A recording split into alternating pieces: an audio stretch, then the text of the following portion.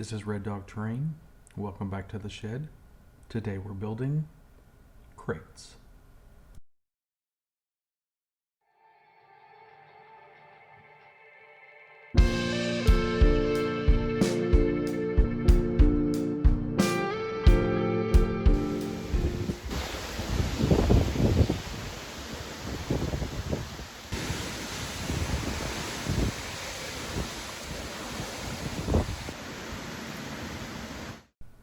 It was a very gusty but not rainy day, so it seemed like the perfect time to make some wooden crates and cover them up.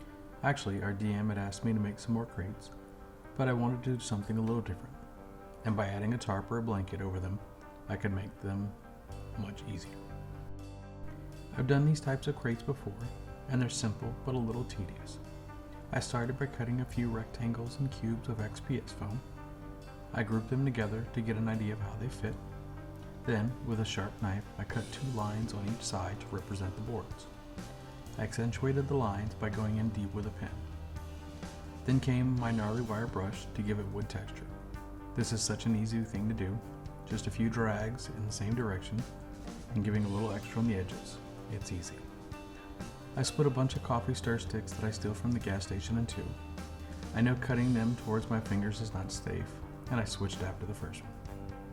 Then I painted everything up with the secret sauce. Putting the secret sauce on first meant that I didn't have to be so delicate later when I was trying to avoid getting it on the stir sticks. The secret sauce is added to give it some durability and to protect it from the spray paint later. Then came the tedious part. I cut the half stir sticks to length and glued them in. Each crate would get at least 12 sticks. Cut, glue, stick, repeat. Cut, glue, stick, repeat. But it did give me a good chance to catch up on Critical Role.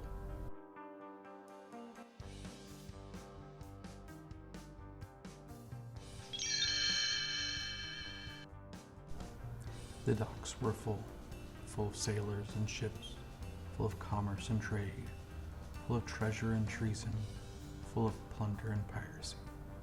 But mostly, it was full of crates. From all regions of the land and sea, the crates flowed in and out of the harbor, on and off the docks. Some were full of fruits and vegetables, exotic and common. Some had textiles, leather, and silks.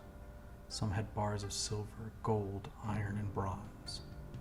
From inside a few, the desperate scratches of live animals could be heard, while others hummed with the magic inside, waiting to be released. A great king once said, "An empire is built upon trade and goods, and those goods come in crates."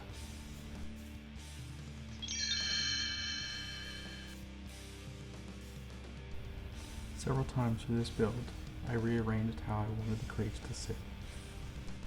Eventually, I had to number them to keep track of which ones I liked together. The simple tan spray paint created the base coat. I used Soilworks oil wash to add depth and shadow. I recently picked up a pot of their grease wash. It didn't exactly do what I was hoping, but I also know I wasn't using it as intended. I cut the plain foam to better fit the crates, then I glued and pinned them in place.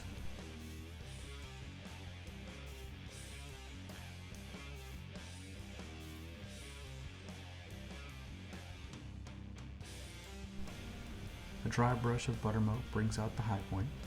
Dry brushing is when you wipe off most of the paint on your brush and then lightly go over the piece. The paint only catches the high spots, giving more definition and weather.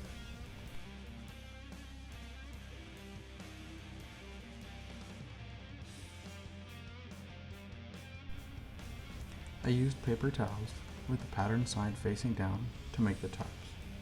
For the first one, I hot glued it in place and then folded the paper, making sure the folds ran up and down. With small dabs of hot glue, I kept everything in place. This is definitely not an exact science, but at the end, I was getting much better at it. The best tip I can give is to use a large paper towel.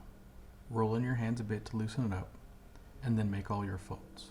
Also, cut everything after it's all in place and glued. I got a lot of inspiration and tips from RFD Hobby's channel. Check him out, link in the description.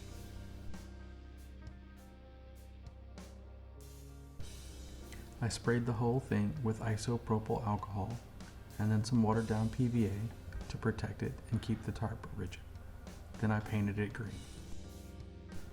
Getting into all the nooks and crannies after it had dried was difficult, but eventually I came up with a better solution. I watered down some yellow paint and then painted the towel first. This works so much better.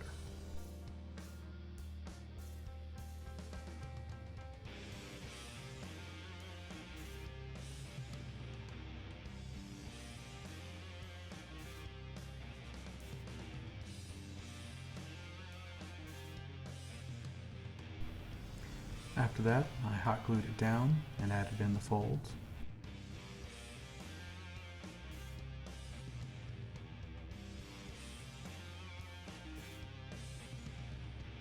Once again, isopropyl alcohol and watered down PVA glue to harden and protect everything.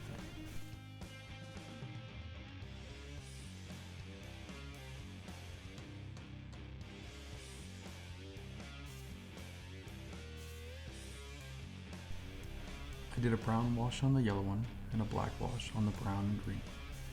I like how these turned out, and they're super useful and versatile. I'll probably make more just to have extra scatter terrain. Thanks for watching.